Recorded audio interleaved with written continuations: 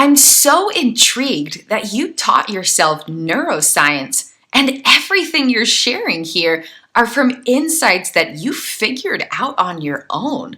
Was science always a passion of yours? No, not at all. Science was always my toughest subject. I always needed a tutor. I was an English major. I love the arts. I love poetry. I love writing and playing music. I sang, I played guitar, I wrote books and blogs. English was always my passion. Words were always my love. The only time I was ever intrigued in science was algebra and chemistry, but that was just because I got to use the alphabet in math equations, and incorporating English with the sciencey math subjects was like the crossing points of like, okay, I can do this. But science was never ever my thing. Science was always the hardest topic in the world for me to even be interested in, much less understand. Wait, how did you teach yourself neuroscience then, when you couldn't even create conscious explicit memories? It's extraordinarily profound what the human spirit can muster when life literally depends on it. I was given the choice to figure out what was happening inside of my brain and my body and heal it on my own, or completely give up on my own existence. I am extraordinarily grateful that the fire within me has always burned brighter than the fire around me.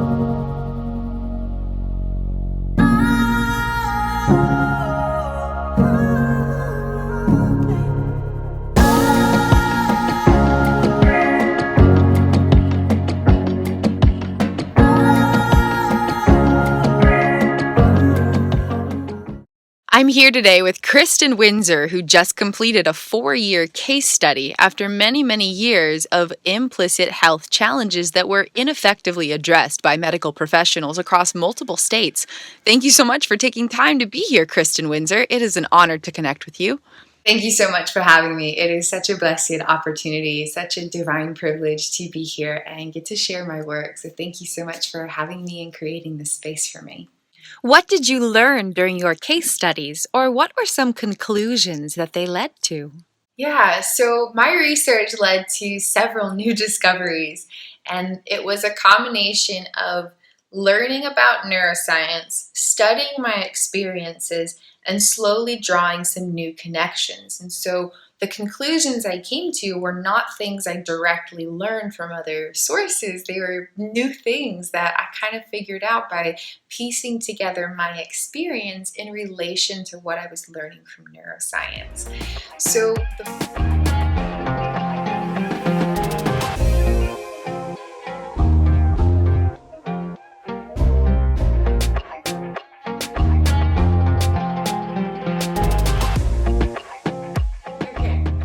my 11th discovery or thesis statement or conclusion for my case studies is that consciousness and parts of self-essence are a completely different, distinct, and separate energetic component of the human experience from brain-body wiring.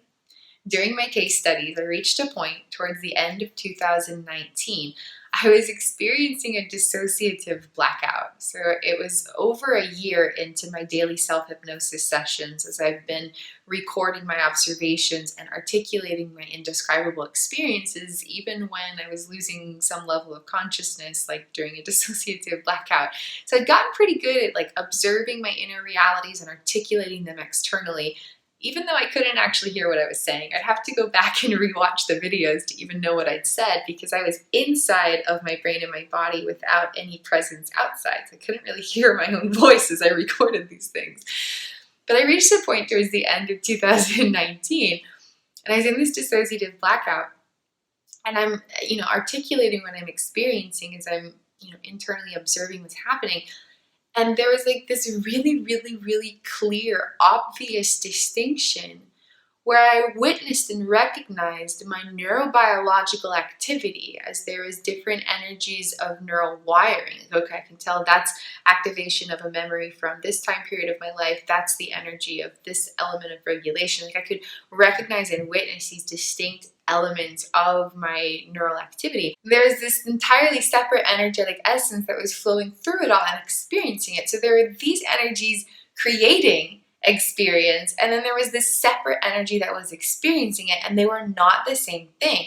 There was all of this neural activity within my brain and my body, and that's where this miraculous vessel was stimulating experience in relation to processing abstract stimulus based on the data that's stored to create a sense of personal reality within the immediate moment. But then the energetic essence of self that was experiencing it was a completely distinct energetic component within my neurobiological applications of consciousness. And it was very, very clear. I first-handedly witnessed my own consciousness existing and operating independently of my neural activity. My 11th thesis statement is that consciousness exists and operates independently of neurobiological applications. And this opens a lot of doors for healing, because if consciousness can unite within itself, then the energy of self-essence has the power to rewire neural activity. If the self is the neural activity, then there's no power within it. But if the self is its own independent essence, then it has power to adjust neural wiring, because it is not the same thing as it. Like a house cannot remodel itself, for example, but if there's people living in the house, then the people could remodel the house. It's kind of like that in a way. Our brain doesn't know how to consciously rewire itself. It unconsciously rewires itself in every moment of every day. Like this conversation right here is rewiring both of our brains. But the brain-body system does not know how to consciously, intentionally, mindfully, willfully rewire itself in a particular way. But we are the essence of self. We are the essence of consciousness within the house of our brain and our body. And because we are distinct from it, we have power to influence this construction. So we are the people within the house who have power to remodel the house. We are not the house. We are the people inside who have power to adjust the way that the house is constructed. We have power to rewire our own brain and body as we unite these aspects of consciousness within our beings. Consciousness especially possesses power to manually modulate internal wiring within the neural data of the unconscious mind and within the integrative patterns and regulatory protocols of the unconscious body when the observational self is clearly and consistently distinguished from the experiential self. From that space, the observational self then helps distinguish the experiential self from the neural data, creating automated sensations of self and life, or translating abstract experience into personal experience. We'll kind of explore these concepts briefly, and then you can actually find out so much more mega magics in my book, Liberated Consciousness. I dive into these topics in some great detailed dynamic depth, so please do explore that healing journey opportunity. The first step in this process is distinguishing the observational self from the experiential self. Imagine a beach, and on this beach is a beacon building, which is kind of somewhere in between a lighthouse and a watchtower. So you got this beacon building on the beach, okay? In the beacon building, there's 3 people. They're up here and they're at the top of the beacon building. And from that space at the very top of the beacon building, they can look out and see everything happening across the whole beach. Okay, they've got kind of this vantage point and they can look down and they can see the people on the sidewalk, the people on the beach, the people in the water, all the people in all the spaces doing all the things on all corners of the beach. Up there, though, they're not having an immediate sense of personal experience. They're not on the beach. They're not playing volleyball. They're not surfing. They're not walking the dog on the sidewalk. They're not having a personal experience. They are just sitting up there looking out at the beach. Their only personal experience is being an observer to others in experience. They don't have a personal sense of experience. Their experience is just observing. And it's a very objective space of observation. So these three people sitting up in the beacon building represent our observational self. The observational self possesses 4 unique superpowers, amplifying personal power in profound ways. Abilities for objective observation, mindful presence, conscious response, and intentional choice. And these are unique superpowers that the experiential self does not have neurobiological access to. Only the observational self can get to these abilities because of the way that this aspect of self or these aspects of self experience neurobiological structures within the brain-body system. So you got this beach, right? And there's this beacon building and you got about 3 people and they're hanging out up here and they're not having a personal experience. They're just observing and responding to the experiences of other people. Then you've got this beautiful, expansive beachfront, okay? You got the beautiful, expansive beachfront and you got like 2,000 people. This is like a really busy beach. It's like a really busy beach. So you got people out in the water and they're swimming and they're surfing. There's all kinds of activities going out in the water. The water is a busy place with lots of people doing lots of cool stuff. And then you got lots of people on the part of the beach that's close to the water and they're building sand castles and they're tanning and they're collecting seashells and they're doing all kinds of stuff. And then you got people kind of farther away on the beach from the water and they're playing volleyball and they've got a campfire and they're working on their laptop and they're reading a book and they're playing a game with their kids and they're walking their dog and they're playing fetch with their dog. And then you've got the people who are up on the sidewalk and they're not quite on the beach, but they're still hanging out and enjoying those beach vibes and they're walking and they're talking with their friends and they're doing all of this stuff, okay? And you've got all of this activity going on with thousands of people, each having their own experience.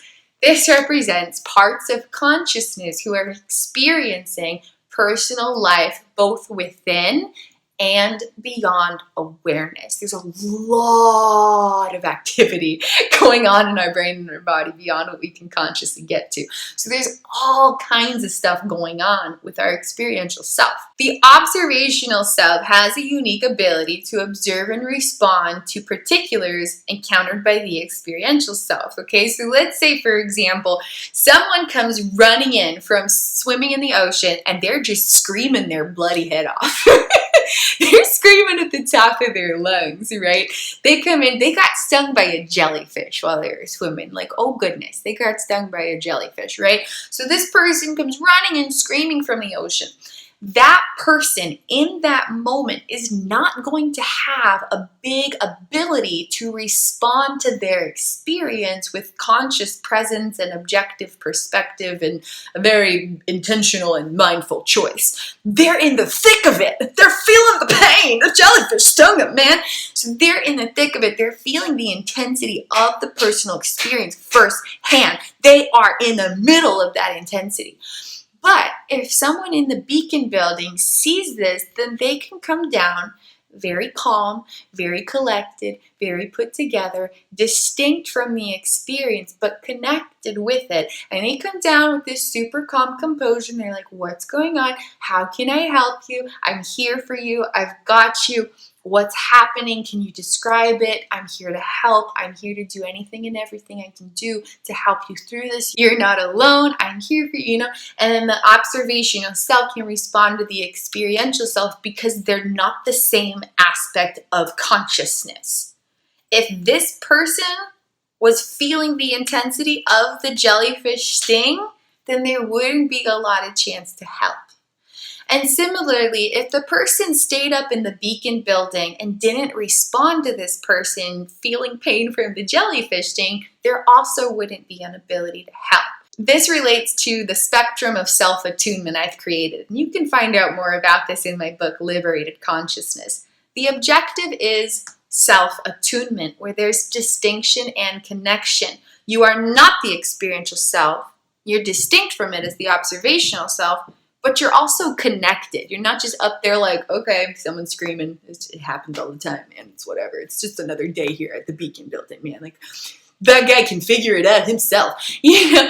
But you're also not that person who's in the pain and first-handedly experience the thick of it. There's distinction and connection with the observational self and the experiential self. So that's kind of the first step of this whole thing, is distinguishing those aspects and being grounded in the observational self, where there's distinction and connection with these parts of consciousness.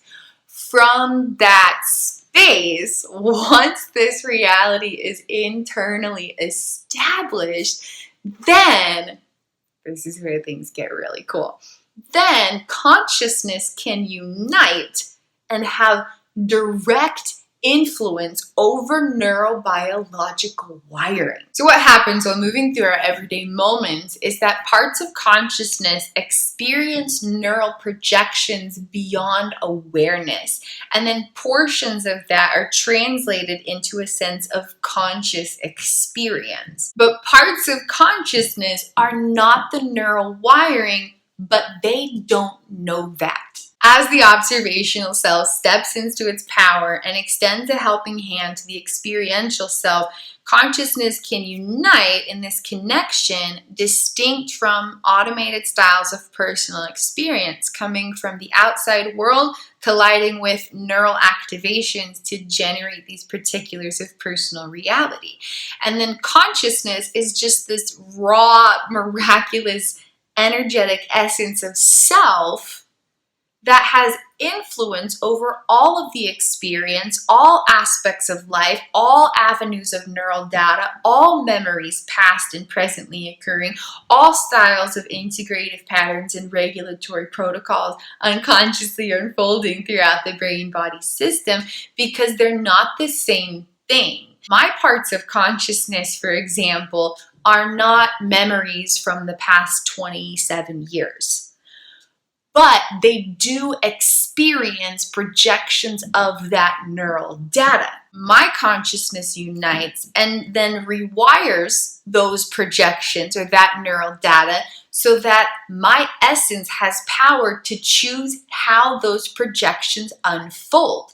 No matter what the experiences are, my consciousness can unite, rewire the neural data that's storing all of these years of experience, and then the way that projections automatically unfold in relation to automated sensations of personal reality as external vibrational signals activate this internal neural data and generate a sense of personal reality, then my aspects of self-essence have power to influence that.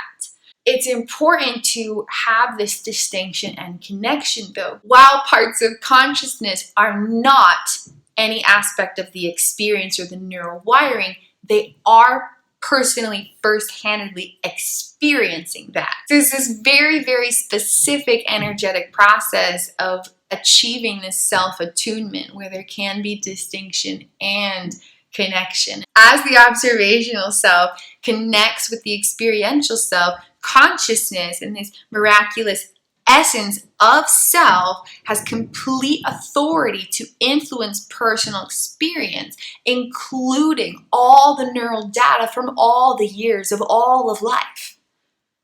And this is arguably the greatest superpower in the world. You can find out more about reclaiming personal power in my book, Liberated Consciousness. Another important element of consciousness existing and operating independently of neurobiological activity or brain-body wiring is the vibrational frequencies that they hold or carry. Consciousness is an energetic vibration of love carrying very high frequencies. Brain-body wiring depends on attachment well-being. And if there are any moments of life without attachment need fulfillment, then regions of neural data carry low vibrations of love that can feel like fear. Feeling worried, as one of infinite examples, stems from neural activity created during past moments without a felt sense of safety, security, protection, and provision within the second attachment system. And so when there are moments of unfulfilled attachment needs, which happens for every human on the planet at some point. Some people may have a deeper degree of unfulfilled attachment needs, but every human on the planet has at least one portion of neural wiring stemming from a moment of unfulfilled attachment needs. So neurobiological wiring carries a lower vibrational frequency than consciousness does. But here's the really good news. Higher vibrations have influential power over lower vibrations, which means that the love of consciousness, because consciousness is a non-physical, energetic essence of pure, unconditional love, that is the vibrational truth of its beingness. If you were to take consciousness out of brain-body wiring, and consciousness is just experiencing consciousness, without neurobiological activity or neural projections, it would be this pure, raw, energetic essence of love. There would be no fear, no worry, no panic, no loneliness, no sadness, no anything other than sensations that look and feel like love. Okay, consciousness without neural wiring is this raw, energetic essence that is vibrating at the highest frequencies of love. That is the vibrational truth of the beingness of consciousness. Brain-body wiring, however, holds fear-based data because it's all about survival. And we're still evolving. And I do believe we'll get to a place where neurobiological programs hold higher frequencies of love rather than a lot of low frequencies that can feel like fear. But at this stage of our evolution as a human species, we're still at a point where brain-body wiring holds a lot of fear-based sensations. So consciousness is love, brain-body wiring is rooted in survival that can feel like fear. But consciousness is distinct and independent from brain-body activity. Brain-body activity is unconscious, but consciousness has the power to be conscious of itself and of its power. And so because consciousness vibrates at a higher frequency of love than brain-body wiring, the power of consciousness, once it's harnessed, can transmute energetic frequencies within brain-body wiring, vibrating neural activity into higher frequencies that affect our energetic aura. So consciousness vibrates at a high frequency, and once it is distinguished from brain-body activity, then it has power to transform this. But as long as consciousness thinks that it is the person who is the brain-body wiring, and there's this sensation of blending or over-identifying with all of it, then it doesn't have that power. It doesn't have access to the power that it already possesses. It doesn't have conscious awareness of its infinite power. So once consciousness is distinguished, then the infinite power and the high frequencies of this beingness can influence the lower frequencies stemming from fear-based survival responses of neural activity developed during moments of unfulfilled attachment needs. And daily self-love practices allow the power of consciousness to transmute energies of neurobiological programs so that the entire frequency of experience raises into higher vibrations. For example, experiencing joy and ecstasy is a higher vibration of experience than experiencing depression. Okay, so once the power of consciousness understands that it is a high vibration of love, and it is independent and distinct from automated activity of brain-body wiring, then it has more power to influence these realities and gradually transform personal experience from the inside out. In conclusion, my 11th thesis statement is that consciousness is an independent, energetic essence that exists and operates autonomously of neurobiological activity or brain-body wiring. And applying these insights along any type of healing journey through life enables the power of consciousness to transform automated styles of personal experience by directly influencing styles of brain-body wiring and activity.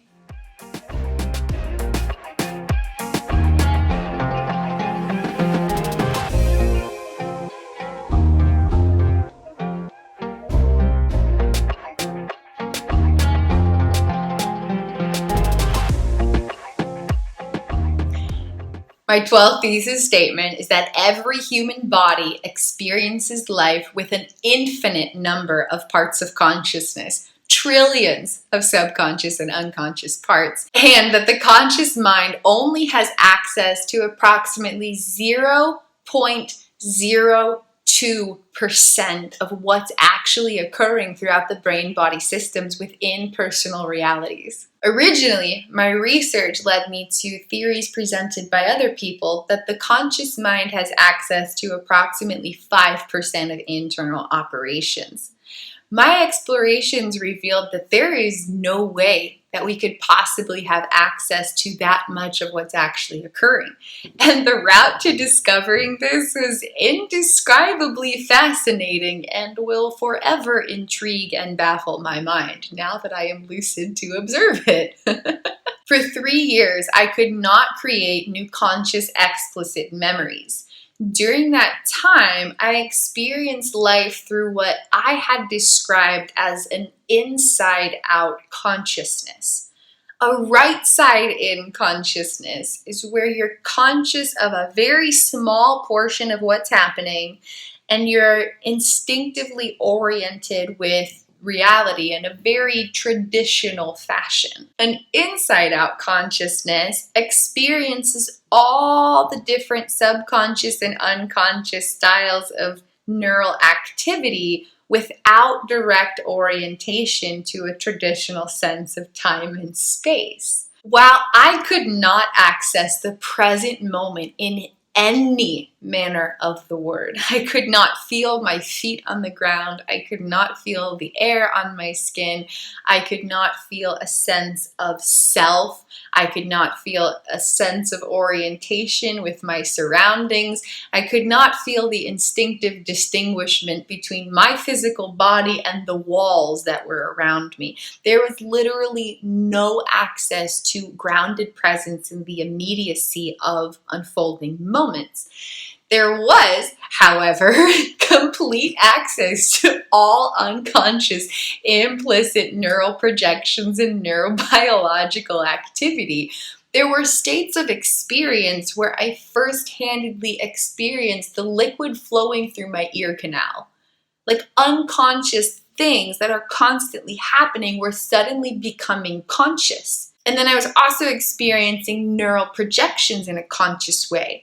For example, I would put on a shirt, and instead of being in the present moment where I am a person putting on a piece of clothing, I would experience every neural projection from every piece of implicit data generated from every single experience where I had ever put on that shirt. And so there would be hundreds, if not thousands, of neural activations, and it was like this constant bombarding collage. And neural projections happen in nanoseconds. Like our conscious experience understands orientation of time in relation to seconds, minutes, hours, days. Unconscious activity is nanosecond, millisecond, nanosecond, millisecond. That's the reality of unconscious neural activity. A second had flown by and I'd already experienced like 100,000 neural projections, basically. And it was not any form of psychosis or anything like that. It was a very unique neurobiological occurrence because of an inside-out consciousness where dissociation was allowing me to have amplification of internal neural activity with a decreased instinctive ability to connect with the immediacy of external reality, because my brain and my body were miraculously adapting to survive incomprehensibly intense traumatic stress. So I would put on a shirt and my body would remember every time I'd ever put on that shirt and share that information with my parts of consciousness. I couldn't feel myself putting on that shirt in the present moment, but I could feel every other moment of experience where I'd ever put on that shirt. And this happened with every type of stimulus. If I saw something, then I wasn't seeing something in the present moment. I was seeing neural projections from every moment of my entire life where I had ever seen that thing or something like that thing. Because memories are all about association, and they're all about providing unconscious navigation. They're not neat categorical boxes, and they're not about storing the past. And so I was first-handedly experiencing these neural projections from years and years of memories as they provided this navigation through life, but I wasn't a person in the moment. I was these energetic aspects of self experiencing millions of neural projections. And so I had this very unique opportunity to explore the deeper hidden realms of the unconscious mind.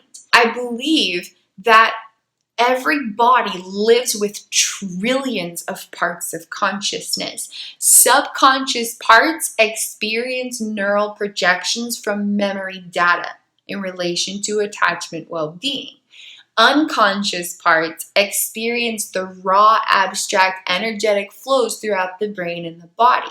So a subconscious part might experience the neural projections from every time a shirt was put on. For example, unconscious parts might unconsciously feel the muscles that are engaging and the blood that's flowing and the hormones and neurotransmitters that are being released through the pineal gland and the activation and deactivation of certain brain regions and stuff. So unconscious parts experience the very raw, abstract brain-body system deep within the unconsciousness, and then subconscious parts first-handedly experience neural projections as memory data provides unconscious navigation regarding self and life in relation to various associations stored throughout hundreds of trillions of neural networks that have been sculpted through experience, and the filing of that is all dependent on the well-being of attachment systems. My 12th thesis statement is that every human body experiences life through an infinite number of subconscious and unconscious parts, trillions of parts of consciousness, each having a distinct encounter of neurobiological activity, and that the conscious mind, the conscious self, only has access to approximately 0.02% of this internal activity. Attuning with these hidden realities profoundly expands personal power and transformative healing potentials along any journey through life.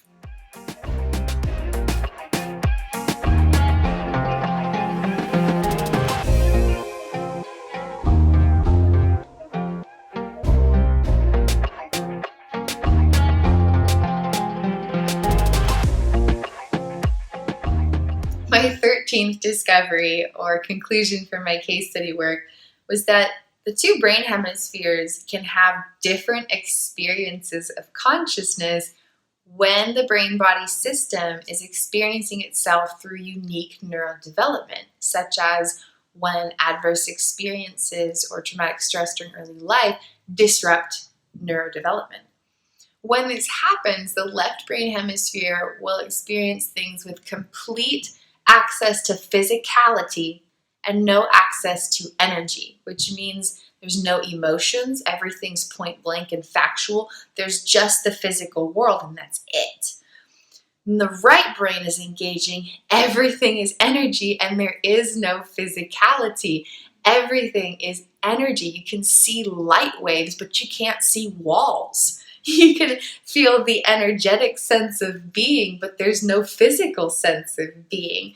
You can perceive emotions within you and within others, but you can't experience the distinction between energetic bodies. The left and the right brain hemisphere can have their own different experiences of consciousness, and the left brain hemisphere understands physicality but not energy, and the right brain hemisphere understands energy but not physicality. I recorded several hundreds of hours of video observations during my case study work, especially focusing on how I was noticing activity in my two brain hemispheres that was operating very independently of one another. You can find some of these recordings at youtube.com/Kristin Chronicles, and you can explore even greater expanses of my case study work from all of the years at patreon.com/Artistry of Existence. The files go back all the way to the beginning of 2018.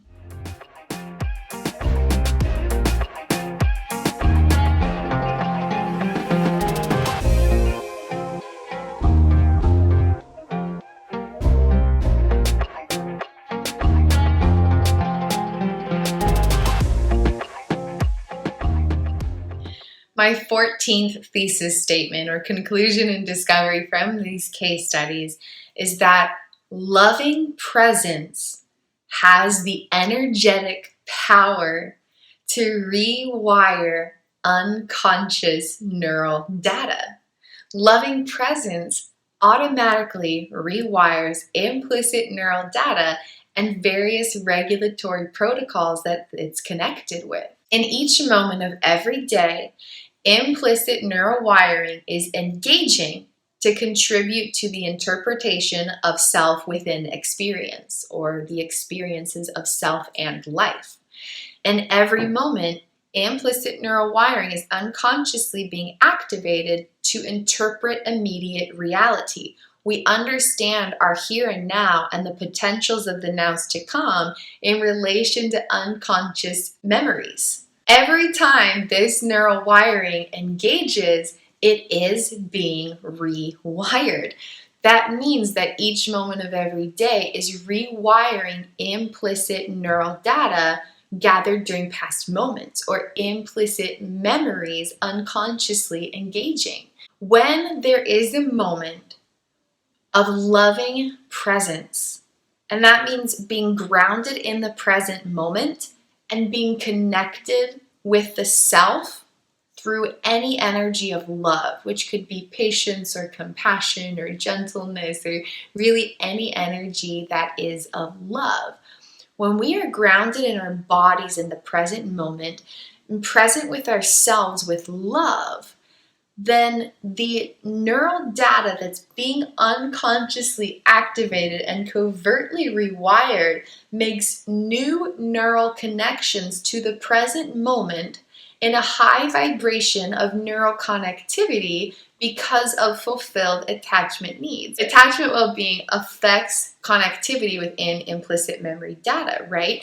So when we have a moment of love, then the attachment needs are fulfilled energetically. It's a sensationally felt feeling of love within our unconscious body-mind.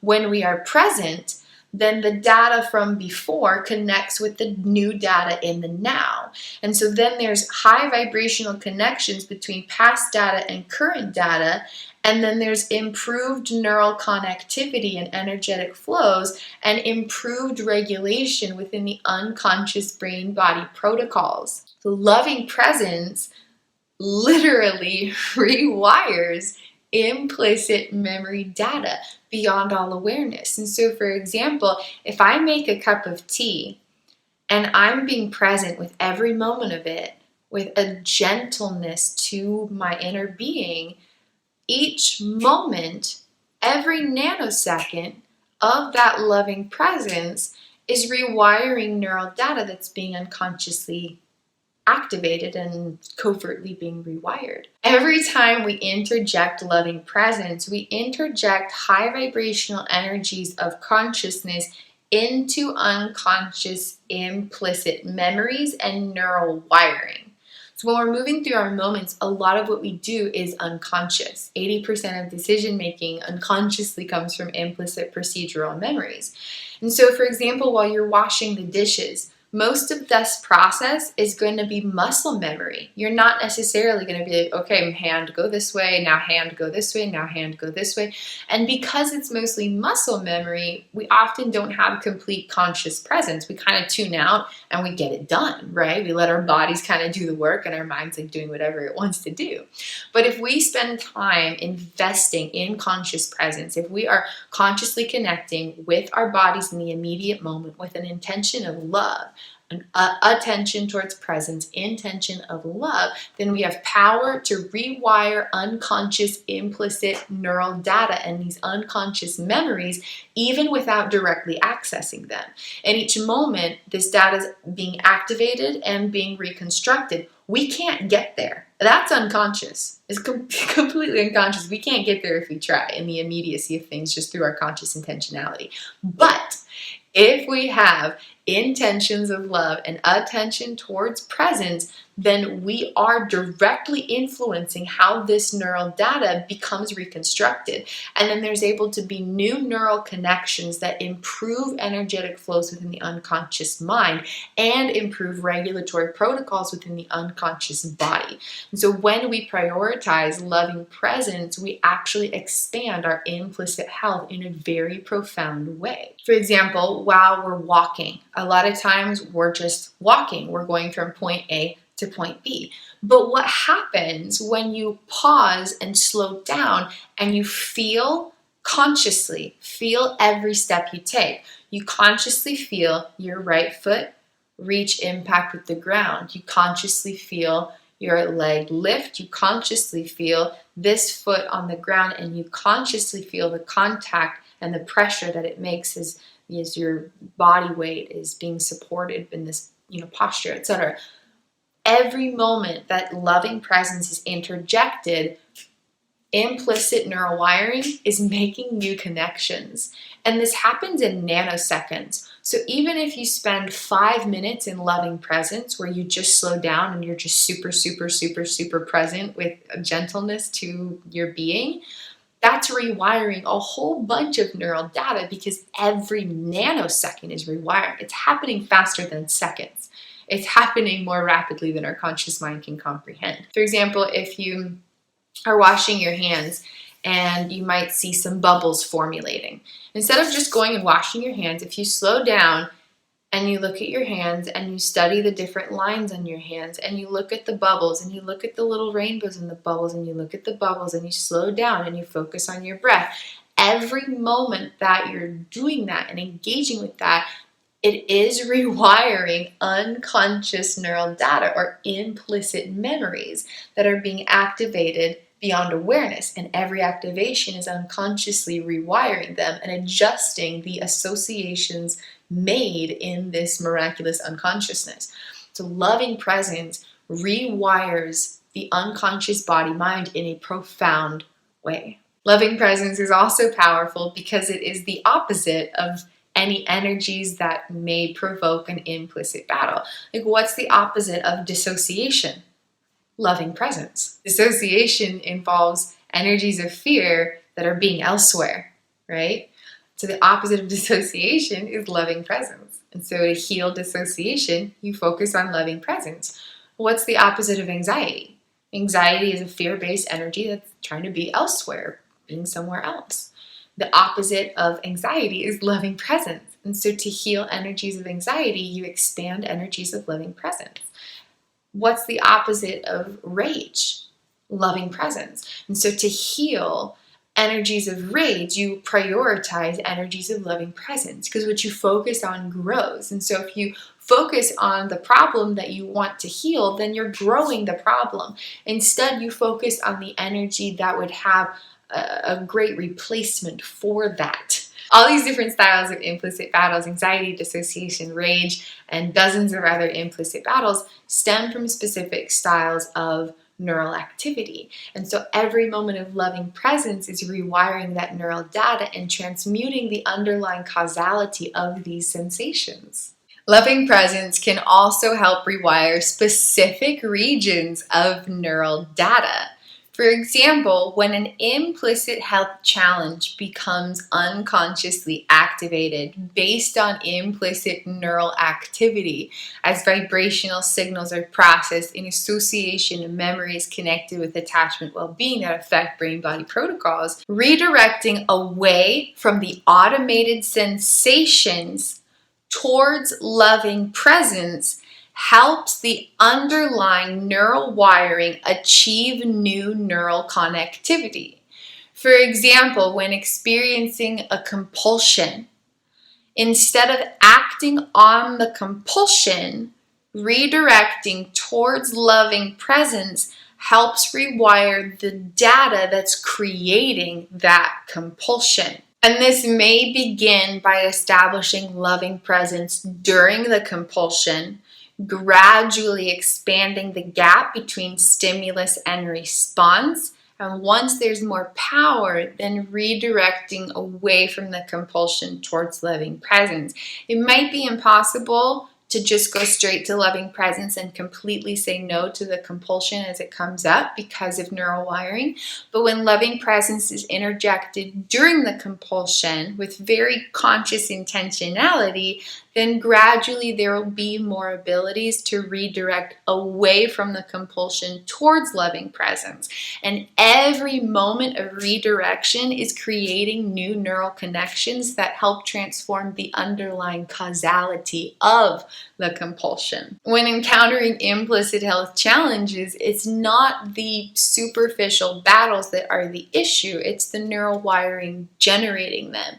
And redirecting away from automated thoughts and feelings towards any element of loving presence helps rewire the neural data that's behind all of these undesirable experiences. You can find out more about this in my book, Liberated Consciousness. Among the vast expanses of information, I share a chart that shows a dozen specific types of internal responses to automated neural activity and how those different types of responses energetically feed that neural data to grow its existing data or help deactivate it and transform it. So you can find out more in my book, Liberated Consciousness. Another profound insight about the healing power of loving presence is that in every moment, in every nanosecond, there are hundreds, if not trillions, of neural activations unfolding beyond awareness in relation to styles of vibrational signals. For example, what we see in central vision and peripheral vision are activating neural intel that has various associations with what is being seen. And that information is being projected onto realities of parts of consciousness. And so if there's any sense of disconnectivity within neural data from any moment of life where there was one or more attachment need that was not completely fulfilled, then that neural data is being activated by vibrational signals and impacting realities of subconscious parts beyond direct and immediate awareness. When we can recognize this hidden reality of subconscious activity and apply the power of loving presence, then we can rewire that neural data even though we can't get to it consciously. When there is a moment of loving presence and the conscious self can clearly establish the newness of this moment, then any incomplete experiences stored in neural data affecting subconscious realities can expand in neural connectivity and gradually achieve healing resolution. Being present in this moment and establishing the consciousness who was there is now here. Even without knowing what neural activations are subconsciously occurring, it can help bring relief for parts of self-essence, and it can actually amplify unconscious regulation. These practices help the autonomic nervous system have a greater sense of regulation and unconscious safety. And then parts of consciousness are not stranded to experience neural projections. They're welcomed home into the present moment with love. And all of this was happening beyond awareness. But when we establish conscious presence with love, when we're here in loving presence, and the conscious self just randomly, I'm talking randomly, you don't even need to know what's happening subconsciously or unconsciously. Establish the loving presence and randomly just say, the consciousness who was there is now here. Because I guarantee you, in every single moment, there's activations of neural data. And there's always some moment of life where there wasn't one need completely fulfilled. There's always some region of neural data trying to gain neural connectivity that can't instinctively get there. That's just part of the human experience at this point in our evolution. And so if we establish that loving presence and just randomly say the consciousness who was there is now here, parts of self-essence shift from experiencing unconscious neural projections and covert dysregulation. They come home to the present moment with love. The neural data achieves new neural connectivity, and regulatory patterns within the brain-body system amplify their unconscious well-being. And just because of a moment of saying, I am present with love, I'm here, I can feel the sun on my face, I can feel the air on my skin, the consciousness who was there is here now. And everything's okay. Even without knowing what's happening in the background.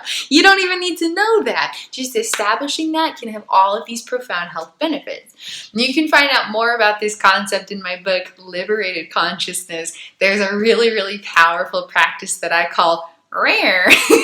It's an acronym. It's a 4-step process, RAER. It's a 4-step process to rewire implicit memory data even without getting to it directly. It's very powerful and has expansive healing potentials. So stay tuned and find out more about this concept in my book, Liberated Consciousness.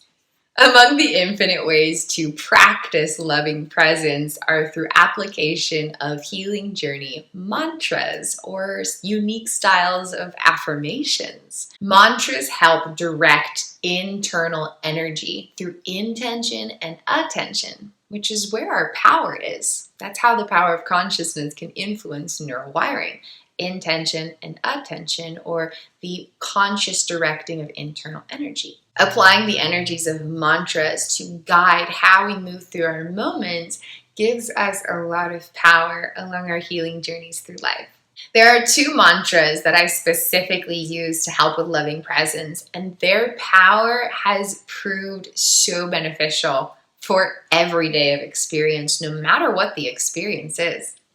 The first one is, I am the presence of my breath. I am the love of my heartbeat. And nothing else has anything to do with who I am. Or, I am the presence of my breath. I am the love of my heartbeat. And that is all I ever want or need to be. When we focus on our identity being this beingness that is here, then we have more power to respond to experience. And it keeps us from over-identifying with other things and helps guide us towards loving presence. As we connect with ourselves through unfolding experiences, we have a lot more power within who we are and how we interact with reality. And that energy affects our neural wiring, which influences how we instinctively experience unfolding realities in the future. The second mantra that I found especially useful for practicing loving presence is, I am only here, it is only now, and there is only love.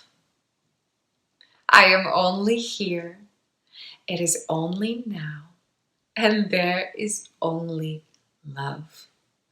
I am only here. It is only now. And there is only love.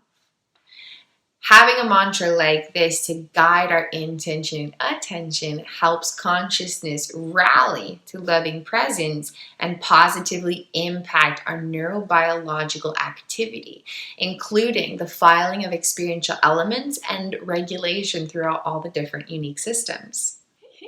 In every moment that our brain and our body can feel fully present in the now with any energy of love, like patience or peace or kindness or compassion, the brain and the body will understand how to regulate itself more effectively. And every moment of increased regulation helps adjust the automated protocols that will impact future moments of regulation. And it adjusts the implicit neural connectivity regarding how implicit memory data is providing navigation regarding our sense of self and interpretations of reality. When loving presence is continually prioritized, there holds the potential for complete brain-body transformation.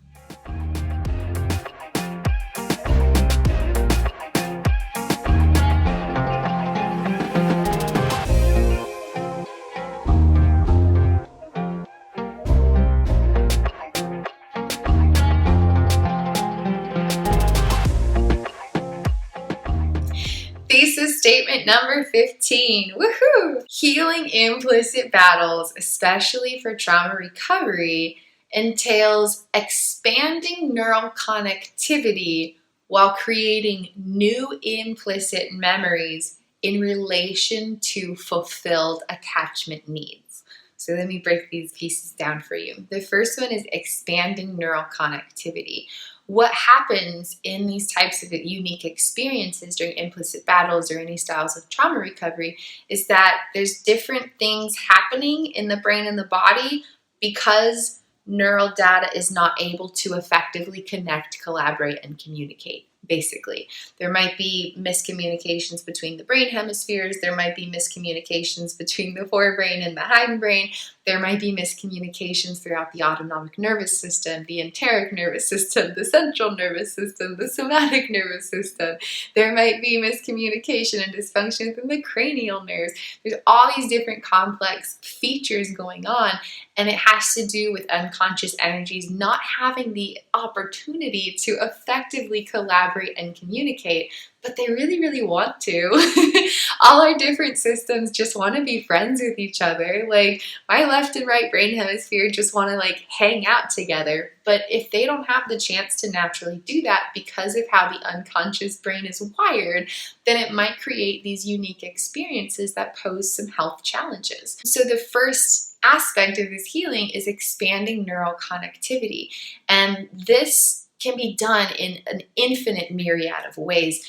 But the important part is to know the intention. If we approach a healing modality without a clear neuroscientific backing about what the goal is, then it might not lead to the healing results that are desired. And so it's important to have clarity on what the healing application is actually trying to achieve. You're not just trying to reduce a symptom. That should never be the healing priority. Instead, it should be addressing the underlying causality of the battle and or developing a new way of experiencing self and life. You want to focus on what's actually being transformed, the brain-body wiring and these desired experiences rather than just the experience that's undesired. So it's important to address the neural wiring creating these unique experiences and potentially posing health challenges. Expanding neural connectivity might be helping parts experience more of the brain. There might be an aspect of self that can only feel sadness. And so the goal there would be to help them feel anger, just to expand their neural connectivity in relation to how brain-body wiring is creating their unique experiences of self and life. If you have an aspect of consciousness that's angry all the time, you want to help them experience a sense of sadness. By widening and broadening these internal sensations of experience, you are expanding neural connectivity. Expanding neural connectivity might be making connections between memories from a while ago and more recent experiences and growing neural connectivity in that way. Expanding neural connectivity might be improving balance between the brain hemispheres, which can be done through physical activities, not just therapeutic endeavors. There's an infinite myriad of ways to expand neural connectivity, but the main aspect of this is having a clear objective of expanding neural connectivity. When there is a neuroscientific insight behind the healing objective, transformative potentials profoundly expand. While expanding neural connectivity, the other aspect of this implicit transformation, especially important in trauma recovery, is to create new implicit memories in relation to fulfilled attachment needs. So we have two types of implicit memories. We have emotional memories and procedural memories, or body memories. So when we show up for ourselves and lovingly connect with our inner beings, when we fulfill our own attachment needs for ourselves, we create new emotional sensations that have the power to formulate new implicit emotional memories. When we do this on a regular basis, we create new implicit procedural memories or body memories. This process not only creates new data that has high vibrations of connectivity and just really powerfully improves the health of our neural wiring, but it also transforms past neural data even without directly accessing it, because it's being activated and rewired in every moment of every day. So moments where we're connecting with ourselves with love and with presence, where we're fulfilling our own attachment needs sensationally, connecting with ourselves on a regular basis, we are transforming implicit neural wiring or implicit memory systems at the core of our unconscious body-mind. Transforming implicit battles, especially with any kind of trauma recovery, involves expanding neural connectivity while creating new implicit memories in relation to fulfilled attachment needs.